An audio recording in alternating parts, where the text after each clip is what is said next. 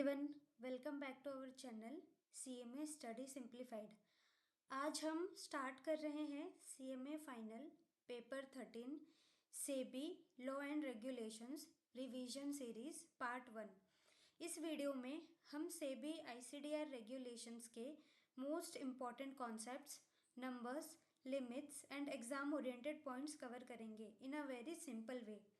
ये video specially designed है for fast revision plus MCQ descriptive answers.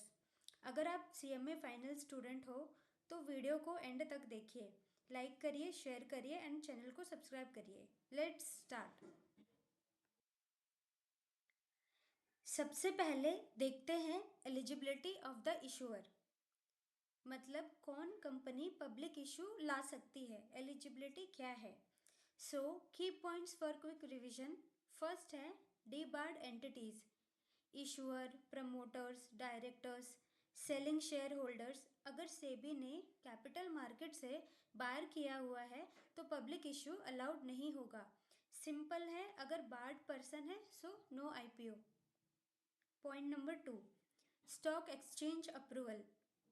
Company को stock exchange से in principle approval लेना mandatory है। IPO के केस में एटलीस्ट 1 नोशनल स्टॉक एक्सचेंज होना चाहिए। Point number 3, dematerialisation. कंपनी को डिपॉजिटरी के साथ एग्रीमेंट करना कंपलसरी है।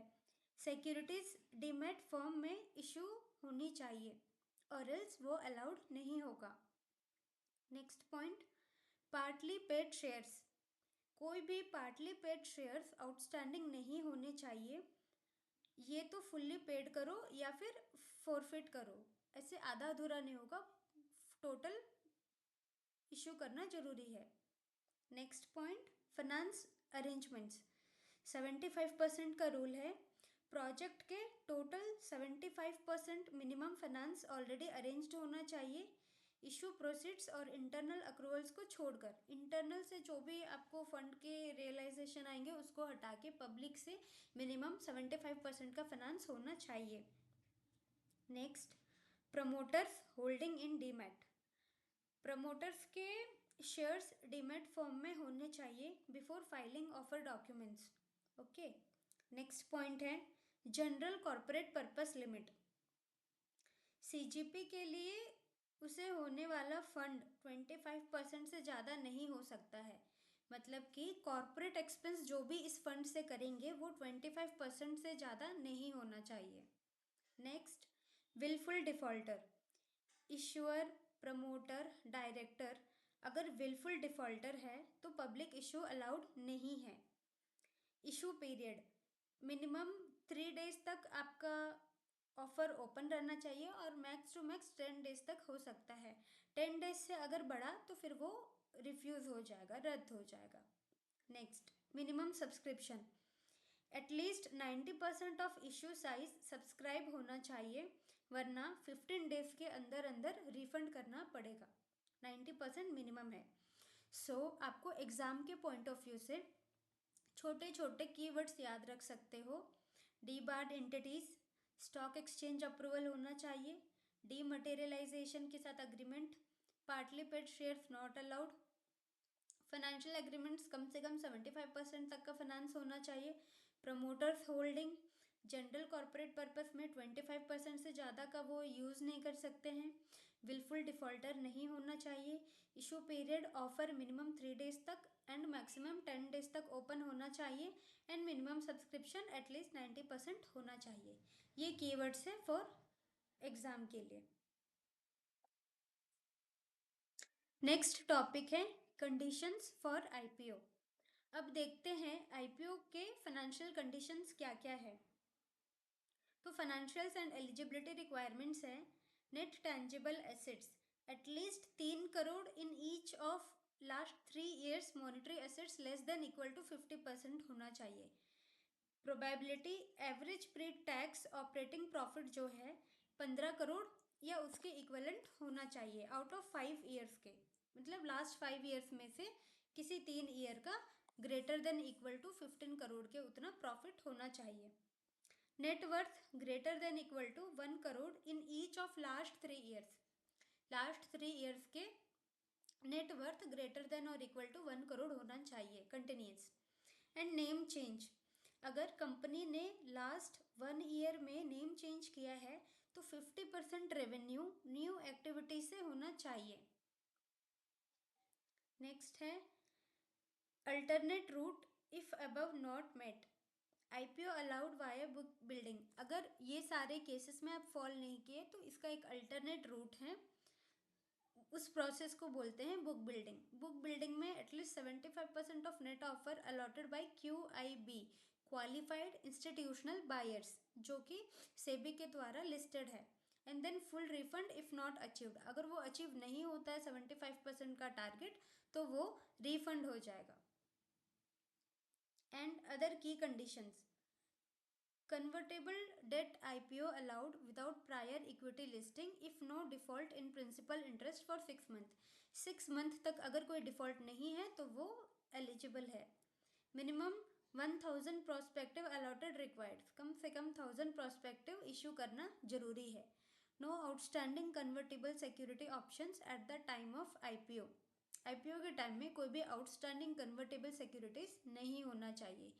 Issue size greater than 100 crore, mention quarterly by bank PFI unit, 95% का यूटिलाइजेशन हुआ होना चाहिए। IPO ग्रेटिंग ऑप्शनल है। सो एग्जाम के लिए क्विक नंबर्स जो आपको मेमोराइज करना है, आप ये नंबर्स याद रखिए इन शॉर्ट में। 3 करोड़, 15 करोड़ प्रॉफिट एंड 1 करोड़ का net worth. 3 crore assets, 15 crore profit and 1 crore का नेटवर्थ। 50% मॉनेटरी एसेट होना चाहिए, 50% revenue after name change. Name change के बाद कम से कम 50% जो भी रेवेन्यू होगा न्यू नेम से आना चाहिए। एंड 75% QIB से, 1000 allots and ₹100 crore monitoring and 95% utilisation. ये शॉर्टकट, ये की पॉइंट्स आप याद रखिए, इससे आप ये बना के भी खुद के वर्ड से लिख पाओगे। नाउ नेक्स्ट टॉपिक है merchant banker, appointment of merchant banker and other intermediaries. So key points है, merchant banker at least 1 lead merchant banker compulsory है, ऑल से भी रजिस्टर्ड होना चाहिए। Intermediaries underwriters, brokers, etc. appointed in consultation with lead MB, merchant banker. Then responsibilities and disclosure, अगर multiple MBs हैं तो roles and duties clearly define and disclose होना चाहिए। Book building process, issuer must appoint syndicate members, book building process के लिए उन्हें syndicate members को appoint करने चाहिए। Bankers to issue, different collection centres के लिए डिफरेंट इशू होना चाहिए। Register to issue, SEBI register plus depository connectivity होनी चाहिए। And then last compliance officer, securities law compliance plus investor ग्रीवाइंसेस होने चाहिए। तो ये सारे की पॉइंट्स आप वर्ड याद कर लो, ये आपको इजी रहेगा। एग्जाम में 7 मार्क्स तक का क्वेश्चन में पूछे जा सकते हैं और कभी कभी शॉर्ट नोट्स में भी पूछे जा सकते हैं, मैक्सिमम 4 मार्क्स के। सो ये आपको रेडिली अवेलेबल रहेगा, आप स्क्रीनशॉट ले लो। नेक्स्ट टॉपिक है pricing of shares in public issues. Price detailed with lead merchant banker और book building. Issue price greater than equal to face value, face value से ज़्यादा होना चाहिए। Differential pricing, retail employees up to 10% का discount होना चाहिए। Then retail 10% का discount and anchor investors no lower price. Face value में इशू प्राइस ग्रेटर देन 500 होगा तो 1 रुपीज़ एंड लेस देन 500 होगा तो फेस वैल्यू 10 रुपीज़ होगा। ये जो पॉइंट है ये आपको MCQ के लिए भी यूजफुल होगा। अगर issue price greater than equal to 500 है तो face value 1 rupees and if issue price is less than 500 then face value will be ₹10.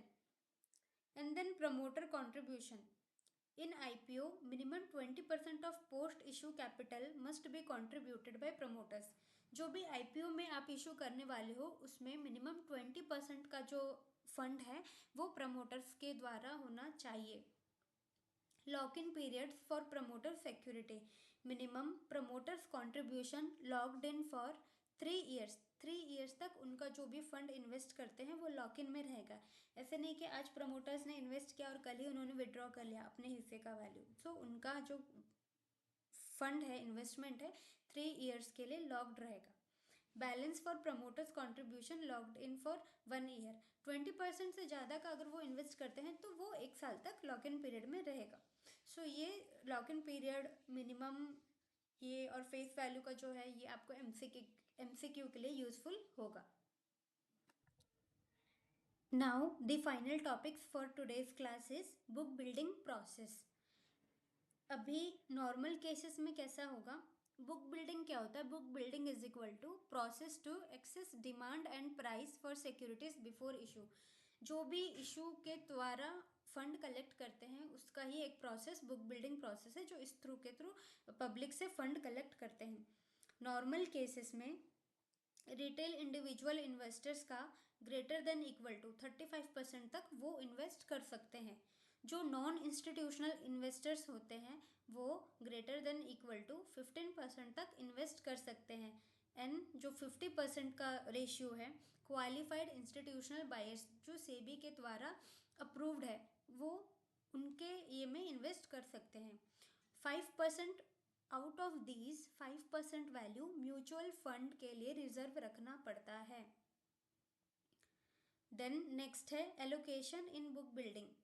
Book building के थ्रू जब जाएंगे उसमें क्या होगा, रिटेल इन्वेस्टर्स का लेस देन इक्वल टू 10% जो रेगुलेशन के थ्रू होता है।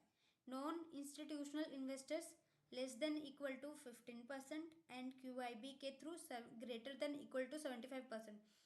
इसमें नॉर्मल केस में तो QIB का 50% रहता है, बट जो अब नॉर्मल केस होते हैं उसमें QIB से ही 75% का इशू लेना रहता है। And out of that 75%, 5% to be reserve for mutual fund investment. Then allocation in non booking building, non book building, ये दोनों बुक बिल्डिंग के प्रोसेस के थ्रू थे। अभी जो नॉन बुक बिल्डिंग प्रोसेस होगा ना उसमें रिटेल के केस में minimum greater than equal to 30% retail investors के लिए होता है एंड जो भी बैलेंस है अदर्स इन्वेस्ट कर सकते हैं। अनसब्सक्राइब पोर्शन रिलोकेशन अलाउड होता है। If retail investors are entitled to greater than equal to 50% on proportional basis they get the higher shares. तो आपको ये कैसे याद रखना है, allocation in book building normal case में, नॉर्मल केस के लिए retail individual investors greater than equal to 35% of shares, non institutional investors greater than equal to 15% of shares, QIB less than equal to 50% and 5% reserved for mutual fund। And book building जो अब normal case है, other than normal case, so retail investors का shares है less than equal to 10%, non institutional investors का shares है less than equal to 15% and QIB के through greater than equal to 75% shares होगा and out of that 5% will be mutual fund investment। and last and third option है non book building process, जिसमें fixed price होता है, उसमें retail investors का minimum 30% shares होते हैं। अदर कॉर्पोरेट जो भी रिमेनिंग पोर्शन है, अदर्स इधर इंस्टीट्यूशन इधर कॉर्पोरेट्स या अनसब्सक्राइब पोर्शन कोई भी सब्सक्राइब कर सकता है। सो गाइज होप आज का सेशन आपको अच्छा लगा हो। Please do share, like and subscribe. Hope ये आपको हेल्पफुल रहा हो। Thank you for watching.